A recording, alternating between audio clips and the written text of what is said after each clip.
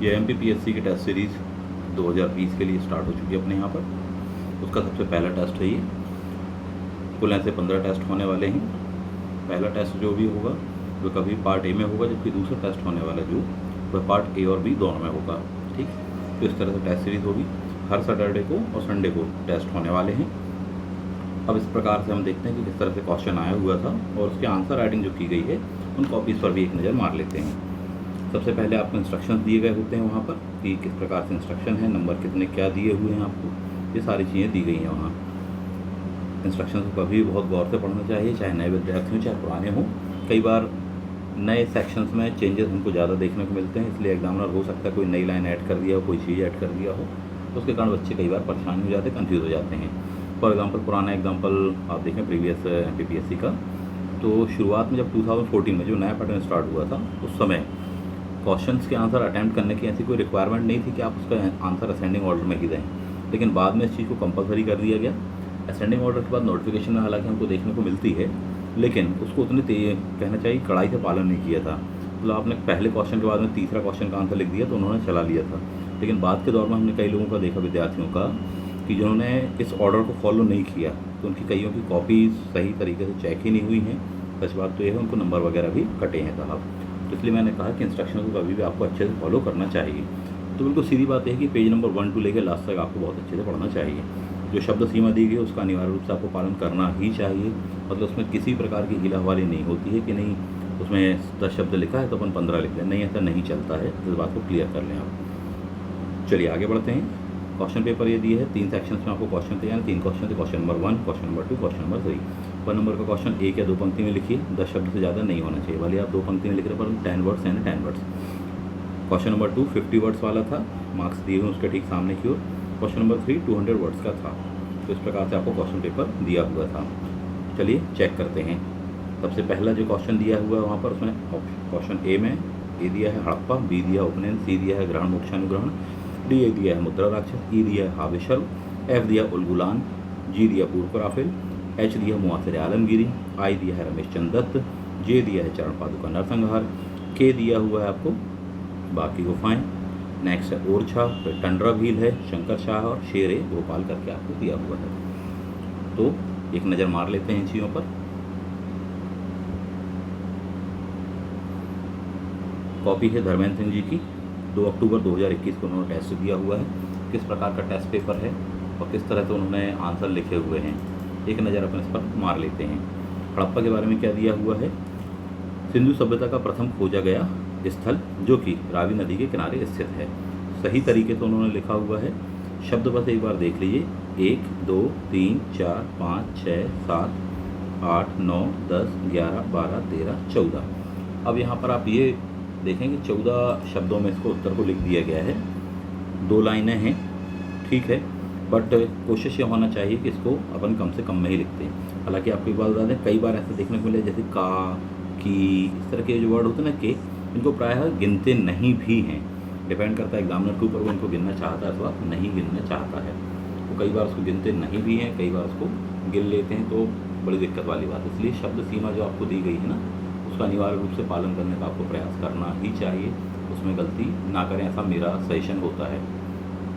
चलिए आगे बढ़ते हैं। इसमें नंबर कितना मिलना चाहिए, इसमें नंबर मिल सकता है 3 में से 3 नंबर आपको मिल जाएगा। इसको शॉर्ट में क्या लिखना था, हड़प्पा के बारे में यदि हम लिखते इसको तो सीधा लिख देना था सिंधु सभ्यता का प्रथम खोजा गया स्थल, कौमा, रावी के तट पर। बस इस तरह से लिखना था, फुल स्टॉप लगा देना था, आगे बढ़ जाता, 10 शब्द के अंतर्गत आ जाता। गिन लीजिएगा जो मैंने कहा भी। अगला है उपनयन, वैदिक काल में शिक्षा से संबंधित संस्कार।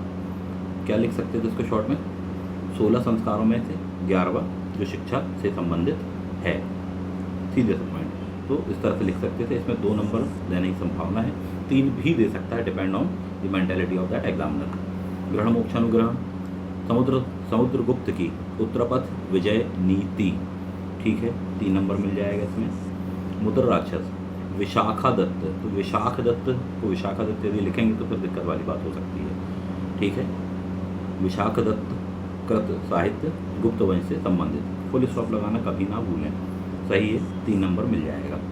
हावेशर्व, अलाउद्दीन खिलजी द्वारा आरोपित भूमि कर यह पूरी तरह से गलत है, यह एक सिंचाई कर हुआ करता था। ये बात आपको पता है, अलाउद्दीन खिलजी ने नहीं लगाया था। एमबीडी के टाइम पर हम इसको पढ़ते हैं। उल गुलाम नहीं लिखा है, कोई ज़रूरत नहीं थी कि इतना भी आप लिखते, यानी कि 5 लेटर लिखने में भी आपको अपनी स्याही बर्बाद नहीं करनी चाहिए।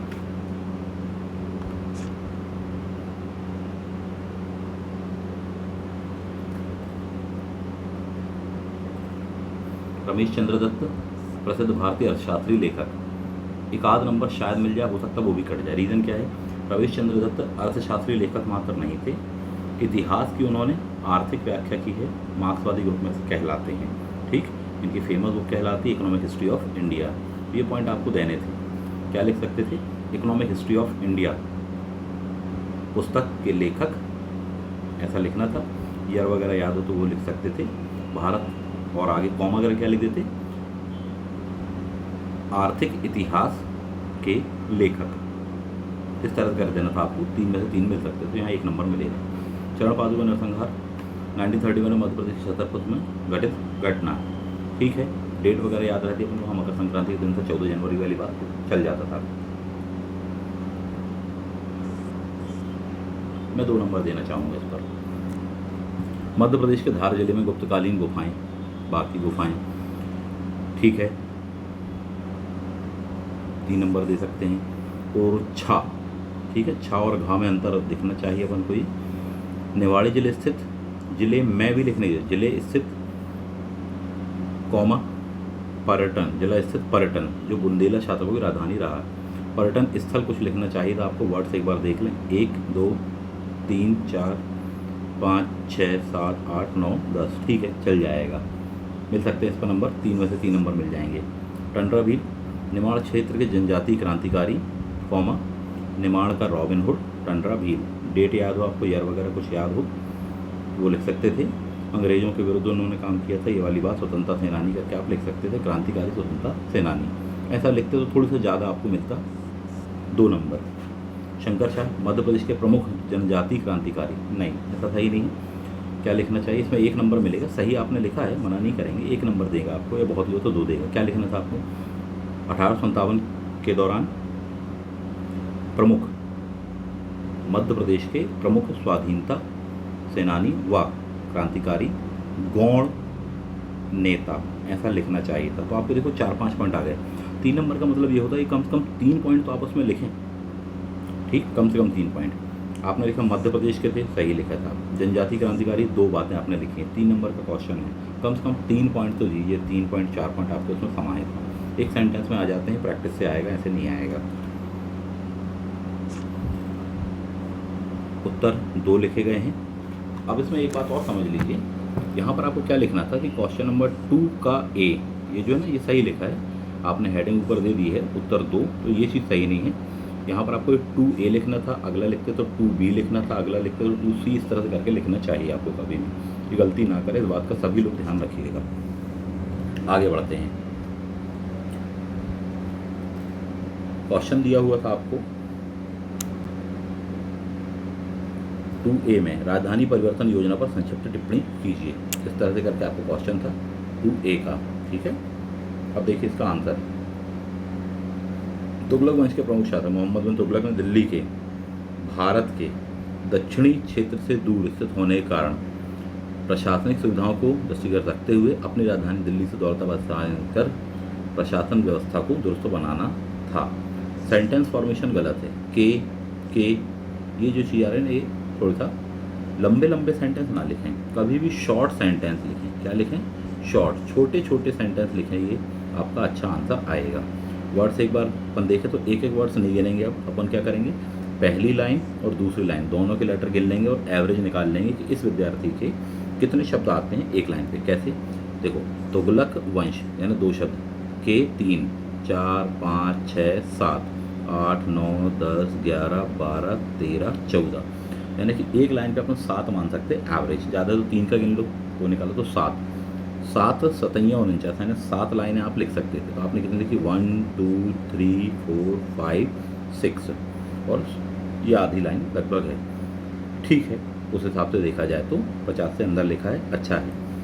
सेंटेंस में कुछ और भी फैक्ट्स को आपको समाहित करना था कि किस वर्ष में की थी उसने, क्यों की थी आपने सही बताया है कि प्रशासनिक सुविधाओं वाली बात दी है को दृष्टिगत रखते हुए साम्राज्य के मध्य केंद्र में स्थित होने के कारण आदि वजहों से, ये जो शब्द है ना आदि, इसका मतलब है कि मैंने जो बताई हैं 1 या 2 वजह बताई हैं, लेकिन इसके अलावा और भी वजह थी, तो ये अंडरस्टूड हो जाता, तो एग्जामिनर कभी भी आपको इसमें नंबर देता है।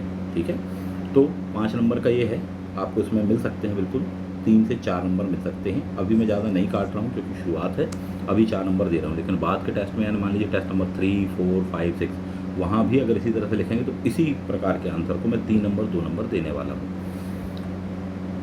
चलिए, तो अभी आपको अप्रिशिएट करने के लिए मैं नंबर दे दे रहा हूँ, आप जो बात है बहुत क्लियर है। आगे बढ़ जाते हैं, तो इसमें 4 नंबर मिलेंगे। सत्य, सत्य से तात्पर्य, क्वेश्चन क्या था आपका, क्वेश्चन नंबर 2B आपने लिखा है, जैन धर्म के 5 महाव्रत की व्याख्या कीजिए करके क्वेश्चन दिया हुआ था आपको। ठीक है, मैंने सीधा समझाया है। सत्य से तात्पर्य, यहाँ पर एक लाइन देनी थी, जैन धर्म में 5 महाव्रत सत्य, अहिंसा, अस्तेय, अपरिग्रह, ब्रह्मचर्य हैं। ठीक, फुल स्टॉप। उसके बाद में आना था सत्य। सत्य से क्या तात्पर्य है, भय क्रोध इत्यादि के बावजूद भी असत्य ना बोलना, अर्थात प्रत्येक परिस्थिति, ये अर्थात वाले के बाद का ना सेंटेंस लिखने की जरूरत ही नहीं है साथी, जो इत्यादि आपने लिख दिया ना उतने में ये वाला आपकी ये लाइन क्लियर ही है कि आपने इत्यादि वर्ड से, ये सीखने की जरूरत है अपन को कि कम शब्दों में जब अपन को लिखना हो बहुत बड़ी चुनौती होती है साहब। इस तरह से वर्ड आपने यूज़ कर दिया है, इत्यादि का मतलब ये कि किन्हीं भी परिस्थिति में। ठीक है, तो अपनी एक लाइन बच सकती थी, बजट मैनेजमेंट आपका, वर्ड्स मैनेजमेंट अच्छा होना चाहिए। सही लिखा है, अहिंसा मन वचन कर्म से प्रत्येक जीव मात्र के प्रति हिंसा का व्यवहार ना करना। थोड़ी सा कॉम्प्लिकेटेड सेंटेंस है, मन वचन कर्म से आदि किसी भी प्रकार से किसी भी जीव के प्रति हिंसा ना करना, सीधा सीधा लिखो, बहुत ज़्यादा उसको कॉम्प्लिकेटेड बनाने की हमको जरूरत नहीं होती है। आगे बढ़ जाते हैं,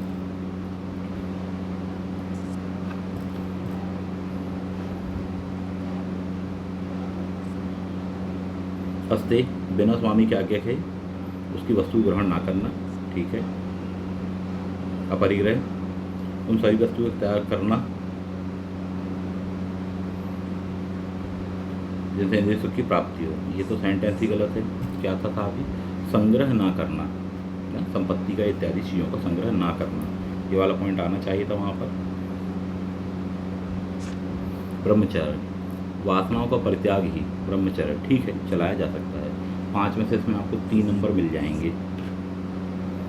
अगला जाइए, अष्टांगिक मार्ग। ठीक है, जैन धर्म निर्माण प्राप्त हेतु सुझाया गया मार्ग है।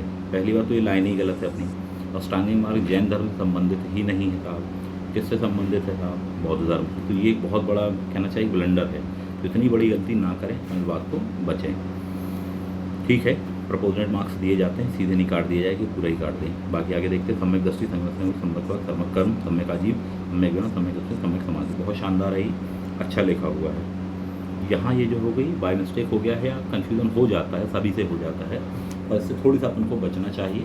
प्रयास ही करें कि हाँ, जब अपन को उस बारे में सही मान लो, भले ही आप 20 सेकंड सोच लें और उसको सही लिखें। आपकी बौद्ध धर्म महात्मा बुद्ध के द्वारा सर्वोच्च ज्ञान की प्राप्ति के लिए बताए गए जो व्यवहार हैं उन्हें अष्टांगिक मार्ग करके कहा जाता है। वे निम्न हैं, सीधा अपन ने लिख दिया, अच्छे से आ जाता था। इसकी डिटेलिंग आप नहीं समझा सकते 50 वर्ड्स में। इतने के आधार पर, सिर्फ इतने के आधार पर मैं आपको 4 नंबर दे सकता हूँ। ठीक, अगर ये भी सही होता तो उसमें 5 नंबर के 5 मिल जाते आपको, क्योंकि इसमें ये बिल्कुल ऐसे क्वेश्चन होते हैं, बहुत स्टैटिक होते हैं, समझाना है ही नहीं डिटेल में आपको कि सम्यक दृष्टि क्या है। ठीक, सीधे बताने 8 के 8 कौन कौन से हैं, अपन ने बता दिए, नंबर मिलते आपको। गुप्तकालीन साहित्यकार जिन्हें संस्कृत साहित्य क्या था, कालिदास जी के बारे में था, कालिदास का साहित्य करके था। शेक्सपियर, ये स्पेलिंग गलत नहीं होनी चाहिए। इनकी प्रमुख कृतियाँ ये हैं। ठीक है, very good very good very good. चलो ठीक है, बाद में अपन ने इसको थोड़ा सा एक आध मिस कर दिया है।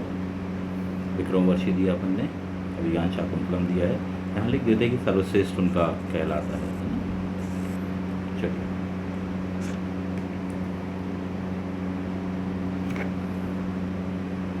इसमें मिल जाएगा आपको 3 नंबर।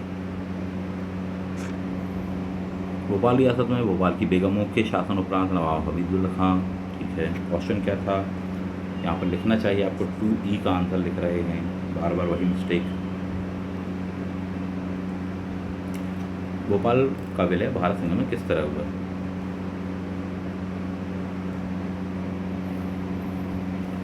सबसे पहली बात तो ये देख के ही लग रहा है अपन को कि 50 शब्द से ज़्यादा है। ठीक, 7 अपना निकला हुआ एवरेज, लाइनें गिन लो, 1 2 3 4 5 6 7 8 9 11 12 13 14 समथिंग के आसपास पहुँच जाएगा था। ठीक है, मतलब कि अपन ने डबल लिख दिया था, 14 सत्ते 91 वाली बात, मतलब अपन ने 50 से डबल लिख दिया, तो ये तो कभी होने नहीं चाहिए। ठीक है, अब देखो उसको पढ़ते अपन। भोपाल रियासत में भोपाल की यमों के शासन उपरांत नवाब हमीदुल्लाह खां भोपाल के शासक बने। कोई ज़रूरत नहीं थी इतनी लंबी लाइन बताने के लिए।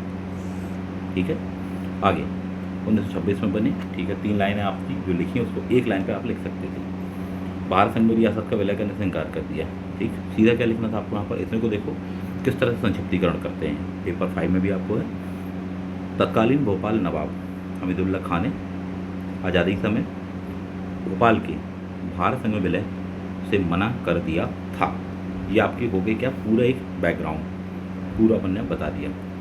इसके पश्चात या तत्पश्चात भोपाल के विलय हेतु प्रजामंडल आयोग का गठन शंकर दयाल शर्मा ने किया। आयोग नहीं था पहली बात तो ये। ठीक है, ये संगठन थे। इस प्रजामंडल आयोग के दबाव की स्पेलिंग गलत है, स्वरूप 1 जून 1949 को भोपाल को शामिल किया गया। फुल स्टॉप गायब है। ठीक है, जो बाद में मध्य प्रदेश के भाग सी का अंग बना तथा 72 में जिले के रूप में भोपाल अस्तित्व। ठीक, अस्तित्व की स्पेलिंग भी गलत है। अब देखो यही वाली बात अपन को लिखनी है, अपने तरफ से हम कुछ भी ऐड नहीं कर रहे। ठीक है, अपने तरफ से कोई भी वर्ड हम ऐड नहीं कर रहे हैं, यही वाली बात लिख रहे हैं।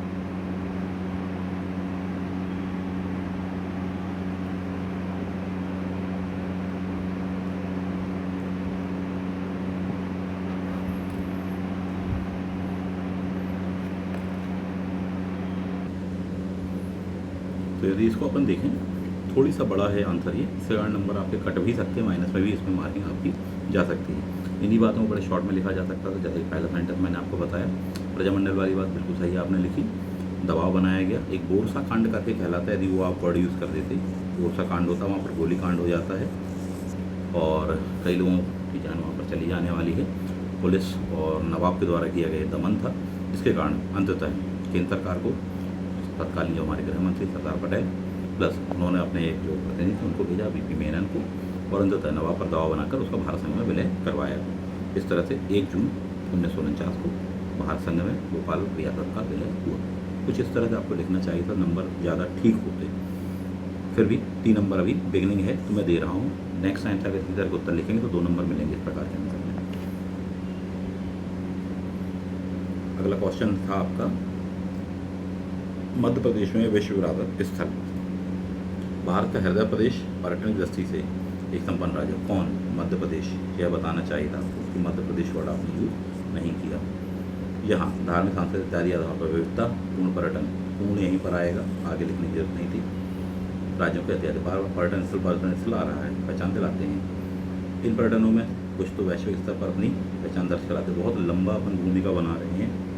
ठीक, सीधा क्या लिखना था, मध्य प्रदेश भारत का हृदय प्रदेश जो कि सांस्कृतिक, धार्मिक, ऐतिहासिक पर्यटन नगरियों से परिपूर्ण है।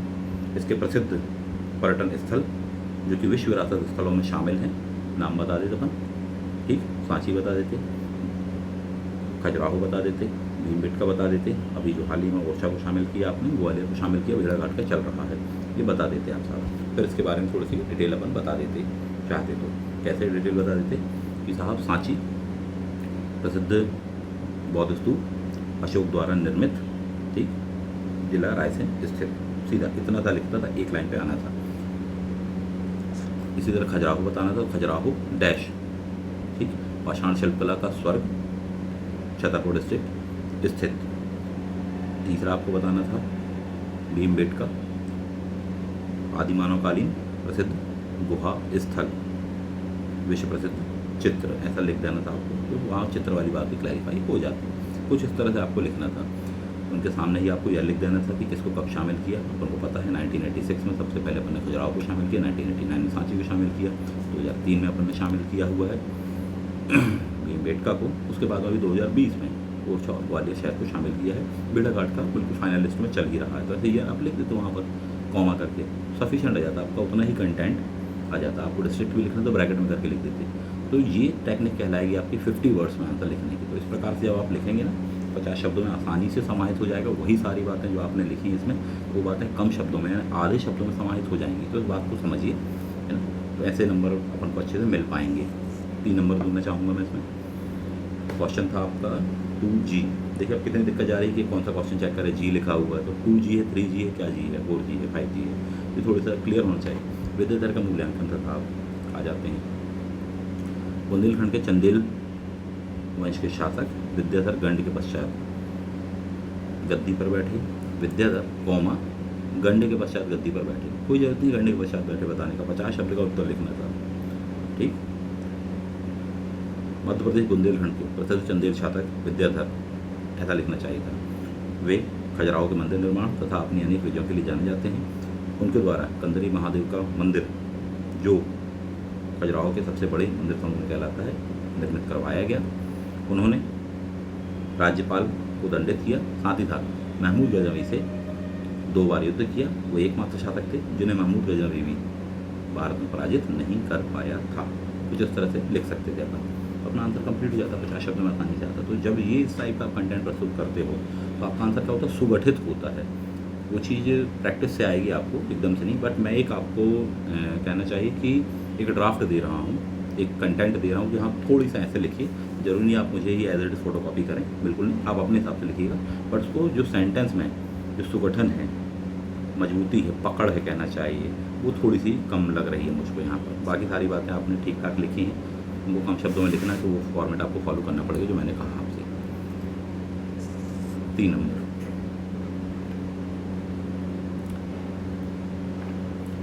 राजा मानसिंह ग्वालियर, टिप्पणी कीजिए।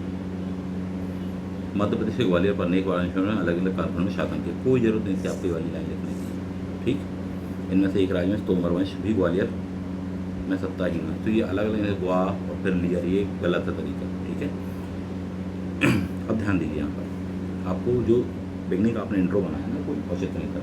सीधा क्या लिखना था, ग्वालियर के तोमर वंशी प्रसिद्ध शासक राजा मानसिंह थे, जो अपनी कला, साहित्य का अभिरुचियाँ और विजयों के लिए 16वीं शताब्दी में, या कहना चाहिए 15वीं शताब्दी पर जाने जाते हैं। ठीक, फुल स्टॉप। उसके बाद में आपको आगे की बात लिखनी है।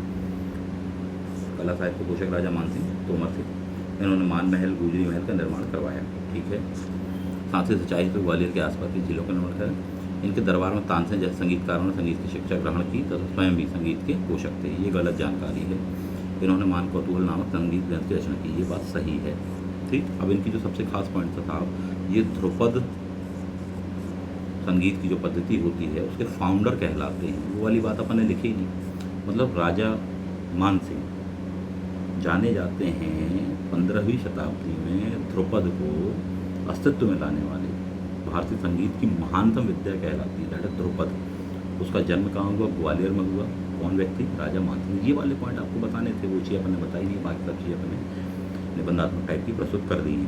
ठीक है। चलिए, टिप्पणी वाला क्वेश्चन था, उसमें स्पेशली लिखा था कमेंट है ना टिप्पणी, तो आप अपने विचार रख सकते हैं। लेकिन उसमें भी क्या होगा, आपके जो फैक्ट्स होंगे, मोस्ट इंपॉर्टेंट फैक्ट पहले आएंगे, बाद में रेयर वाले फैक्ट आपको रखने चाहिए। 5 में से 5 नंबर मिल सकते थे इसमें आपको।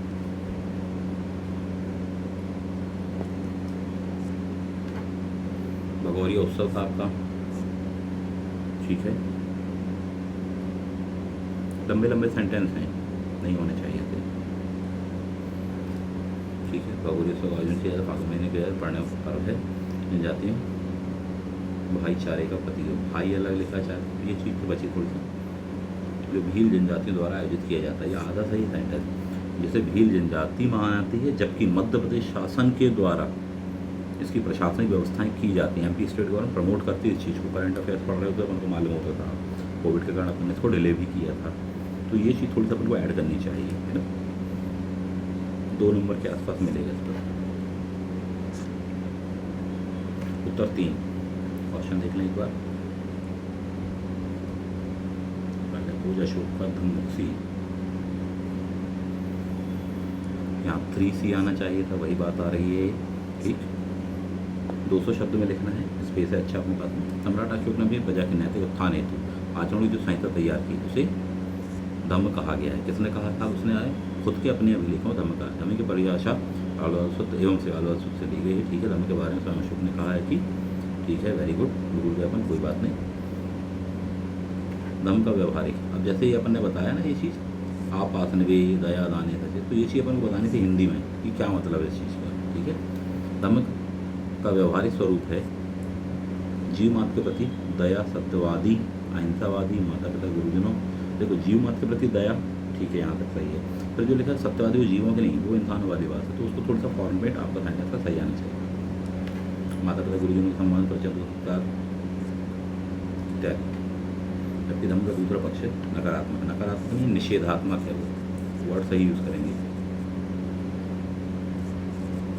नकारात्मक नहीं, निषेधात्मक पक्ष है, यानी कुछ काम करने के लिए कहे गए हैं, जबकि कुछ काम जो है उन्होंने ना करने के लिए, जो काम ना करने के लिए कहे हैं, मना किए गए हैं, तो नेगेटिव नहीं है, दैट इज़ प्रोहिबिटेड, यानी निषेधात्मक। तो वर्ड सिलेक्शन अपना थोड़ा सा ध्यान रखिए, चाहे इंग्लिश मीडियम चाहे हिंदी मीडियम वाले स्टूडेंट्स हों। बाकी बात सही लिखी है। चलिए, अब अपन इसमें वर्ड देख लें। 7 आते हैं आपके एक लाइन पे, 1 2 3 4 5 6 7 8 9 10 11 12 13 14 15 16 17 18 19 20 मान लो, राउंड अप पर। ठीक है, 10 लाइन में अपने 7 के हिसाब से 70 हो गए, 20 लाइन में कितने आए? 140। लिखना कितने में था? 200 वर्ड्स में, लेकिन लिखा अपने कितने में? 150 के आसपास। ये चीज़ गलत है। जो 50 वाले थे आपने उसको 70-80 में लिख दिया, जबकि 200 वाला जो है, जहाँ पर आपको स्पेस मिल रहा है, आप उसको 150 में लिख रहे हैं, तो वो चीज़ गलत है साहब। 200 के पास में ही पहुँची, 190 के आसपास समथिंग पहुँचने का प्रयास करिए। 210 भी हो जाएगा, चला लेंगे, पर 190 के आसपास रहने का प्रयास करो, वो सही होगा। और भी बातें आप यहाँ पर क्लैरिफाई कर सकते थे। अब ये है 11 नंबर का क्वेश्चन। ठीक, इसमें बामुश्किल आपको 6 नंबर मिल पाएंगे, और अच्छे से प्रस्तुत करते ज़्यादा नंबर मिल सकते थे आपको, सेम यही कंटेंट को प्रस्तुत करते। मनसबदारी, यहाँ पर अगेन 3E वाला पॉइंट बार बार क्यों बता रहा हूँ, अगली बार से ध्यान रखिएगा, जिनकी कॉपी है वो भी, और जो देख रहे हैं वो भी इस बात को ध्यान रखना कि किस तरीके से मार्किंग होती है और किस तरीके से हमको प्रस्तुतिकरण देना चाहिए, क्योंकि अब आपकी कॉपी ही आपका विजिटिंग कार्ड है। मान के चलिए, जो आपने कॉपी में लिखा है एग्जाम में तो सही मानेगा, वो ये नहीं देखेगा आप 10 साल पुराने हैं, आपने 10 मेल दिए हैं, 5 इंटरव्यू दिए, इससे कोई मतलब नहीं। आपने कॉपी पर उस समय प्रेजेंट में क्या लिखा है, इस बात से मतलब है। मनसबदारी का पदानुक्रम व्यवस्था मोटे शब्द सैन्य कही जाती है। ठीक है, अकबर ने पुरानी सैन्य व्यवस्था के दोषों का निवारण हेतु प्रारंभ किया। पुरानी सैन्य व्यवस्था के दोषों के निवारण हेतु तो लाया नहीं था, वो ध्यान दीजिएगा। क्यों लेकर आया था?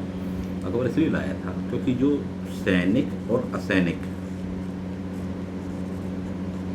ठीक, 2 प्रकार की सेवाएं होती हैं, सिविल सर्विसेज होती है, आर्मी सर्विसेज होती है। ठीक है, 2 प्रकार की सर्विसेज उस जमाने की होती थी। इन लोगों को एक पद्धति पर ग्रेडिंग करने के लिए, क्रमबद्ध करने के लिए, जो आपने पदानुक्रम है ना, पदानुक्रम प्रदान करने के लिए, प्रोटोकॉल प्रदान करने के उद्देश्य से वह लाया था, ताकि पूरी प्रशासनिक व्यवस्था को एक स्केल पर वह हायर टू लोअर ग्रेडिंग कर सके, जिसके लिए उसने मनसबदारी व्यवस्था शुरू की थी। ठीक है, ये पॉइंट अपन को बताना, तो कॉन्सेप्ट ही अपन ने जो बताया है ये गलत बता दिया। फैक्ट सही है, इस वर्ष में शुरू किया सही है, मेरुदंड से ये वाली बात भी सही है, लेकिन ये जो कॉन्सेप्ट है ये अपना गलत है, इसके नंबर कट जाएंगे। ठीक, मनसबदारी के बारे में अपन ने क्या बताया, फिर आगे अमीर ये करके। ठीक है, उसके बाद उसने सुधार किया। अपन को बेसिक चीज़ें बतानी थी कि इसमें शुरुआत में क्या होता था कि 1 अंक की होती थी। ठीक, 2 चीज़ें इसमें बाद में होने वाली, 1592 के बाद से वो इसको 2 अंक कर देने वाला है। एक कहलाता था जात, जबकि दूसरा क्या कहलाता था, सवार कहलाता था। जात से क्या पता चलता था, उसका पदानुक्रम करके पता चलता था कि सवार से उसके द्वारा रखे जाने वाले घुड़सवारों की संख्या का पता चलता था। ये चीज़ अपन को थोड़ी सी बतानी थी साहब। फिर अपन ये बताते हैं इतने जात इतने सवार। ठीक है, इसमें से भी साहब ये कि हाँ अमीर किसको कहते थे, ये बटे में आता है ना। चलो, अकबर के काल में थोड़ा सा ज़्यादा बताना था, जहांगीर वहांगीर शाहजहाँ वो नाम मात्र का अपन को बताना था। ठीक है, बेसिक आपने बताया ही नहीं। जात एवं सवार पद का सृजन उसने 1592 में नहीं किया। पहले 1 अंक की पद्धति होती थी, जबकि बहुअंकीय यानी 2 अंक की पद्धति जात और सवार ये किया उसने, यानी कि एक इसमें से पहले से हुआ करता था। क्लियर है? चलिए, जहांगीर ने भी इसमें सुधार किए, ठीक है, उपयोगी बनाया। अब इसमें किसी भी वर्ग विशेष का व्यक्ति शामिल हो सकता था, बनाया के बाद में फुल स्टॉप। दूसरी बात, जहांगीर ने ऐसा कुछ नहीं किया कि वर्ग विशेष का व्यक्ति कोई भी शामिल हो सकता था, वो तो अकबर के ज़माने से ही था। तो ये कॉन्सेप्चुअल बातें गलत कभी भी नहीं लिखेंगे साहब, ठीक। अकबर ने कितने लोगों को, इवन आप पढ़ते हैं कि साहब मुल्ला दो प्याजा जैसे उसका रसोइया था, उनको तक प्रदान किया था, है ना। यानी कि जरूरी नहीं कि सैनिक बस ही हो, सभी, और धर्म के आधार पर भी नहीं किया साहब ऐसा कुछ भी। धार्मिक संकीर्ण स्वतंत्र अकबर ने शुरू से ही बना के रखा, जहांगीर ने इसमें नहीं किया था।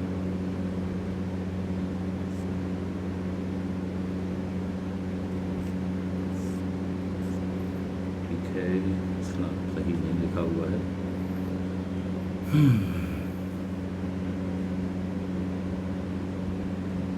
अब बताइए, लिखी उल्टी आई है। जैसे सैनिकों की भर्ती मनसबदार भ्रष्टाचार करने से नहीं हटे, ठीक है।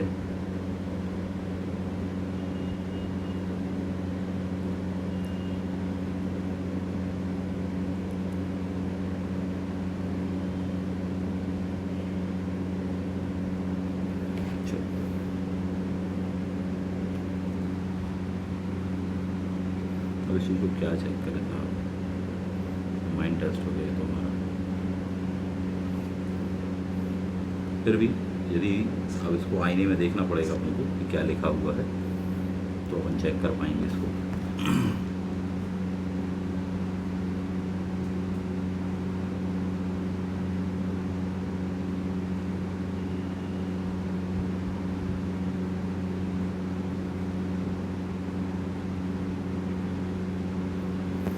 इतनी जटिल कॉपी बनाकर ना भेजा करें, ऐसा मेरा सजेशन है।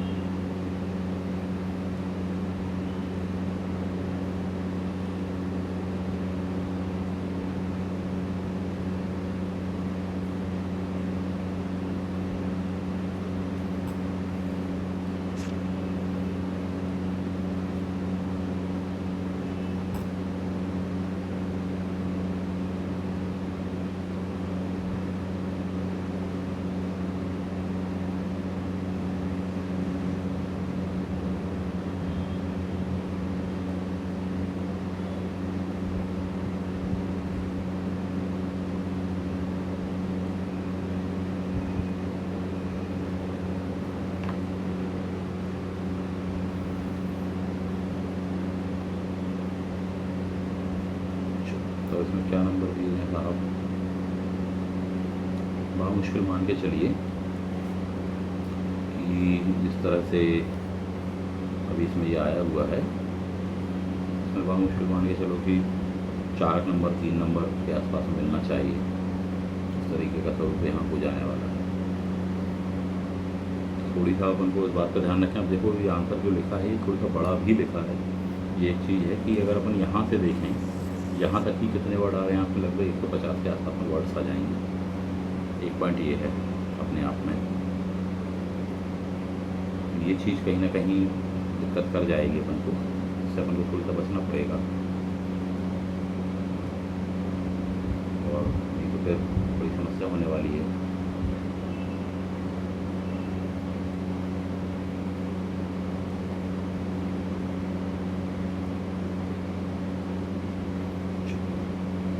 हमने इसको कर लिया है।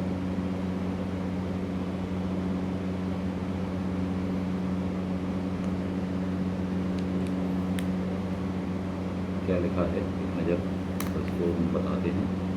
इस तरीके से लिखा हुआ है।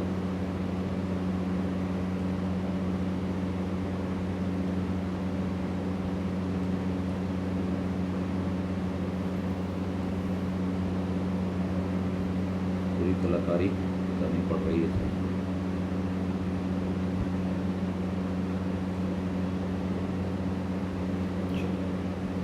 तो लिखा हुआ है इसमें,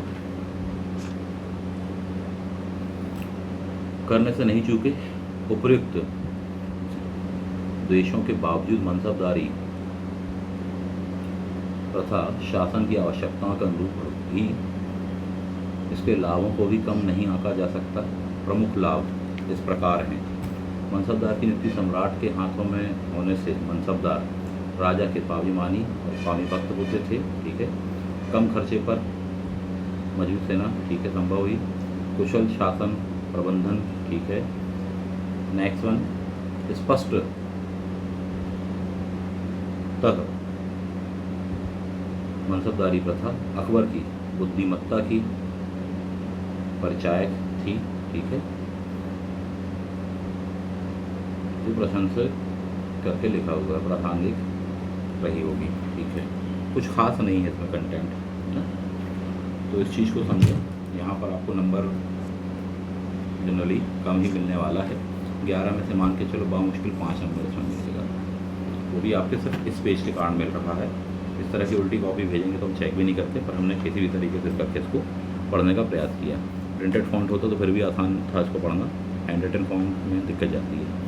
तो यदि कॉपी एक बार मार्क्स जोड़ लेते हैं कि कितने के नंबर आए हैं। 150 नंबर का फुल पेपर था आपका।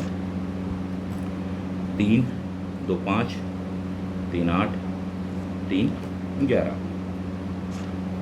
12, 12 और 2, 14, 12 और 2, 14, 14 और 3, 17, 17, 3, 20, 2, 22 और 1, 23, 23 और 4, 27। इस वाले में 3 नंबर, 27 और 3, 30, 4, 34, 34 और 3, 37, 37 और 3, 40, 40 और 3, 43, 43 और 3, 46, 46 और 3, 49 और 2, 51, 51 और 6, 57, 57 और 5 आपकी 62। कुल मिलाकर यदि देखा जाए तो 62 मार्क्स मिले हैं 150 में से। ये अपने आप में एक पुअर परफॉर्मेंस कहलाएगा। इस बात को जानते, इस चीज़ को सही करें और अच्छे से पढ़ें। पेपर कभी भी छूटना नहीं चाहिए। कितने क्वेश्चन छोड़ दिए हैं अगर देखें तो मोटे तौर पर 11 नंबर वाले आपने सिर्फ 2 ही क्वेश्चन लिखे हैं, ठीक, यानी सीधे 3, 11, 3, 33 तो आपके छूट ही गए हैं। इसके बाद में भी यदि हम देखें 5 नंबर वाले में भी आपसे कुछ क्वेश्चन छूटे हुए हैं, कुछ बड़े लिखे हैं, कुछ छूटे हैं। तो ये चीज़ अच्छा नहीं है ना, इस चीज़ को सुधारिएगा। चलिए, तो ये आपकी कॉपी चेक हो गई। किस तरह से कॉपी चेक हुई है सभी लोगों को समझ में आया होगा, क्या डिमांड थी, किस तरीके से लिखना चाहिए था। इस टेस्ट को देने वाले सभी लोगों को समझ में आ गया होगा। सभी कॉपी को इतनी डिटेल में चेक नहीं कर पाएंगे, चेक कर रहे हैं, पर सभी को एक एक चीज़ एग्जैक्टली कि बिल्कुल इसको ऐसा नहीं बताएंगे, ठीक है। जो भी वहाँ मोस्ट इम्पॉर्टेंट चीज़ लगेगी वो ज़रूर हम आपको बताएंगे साहब। तो चलिए, ये कॉपी आपने देख ली। आशा करता हूँ इससे कुछ हेल्प मिली होगी आपको। कुछ और कॉपीज़ भी अपन देख लेते हैं, चेक कर लेते हैं।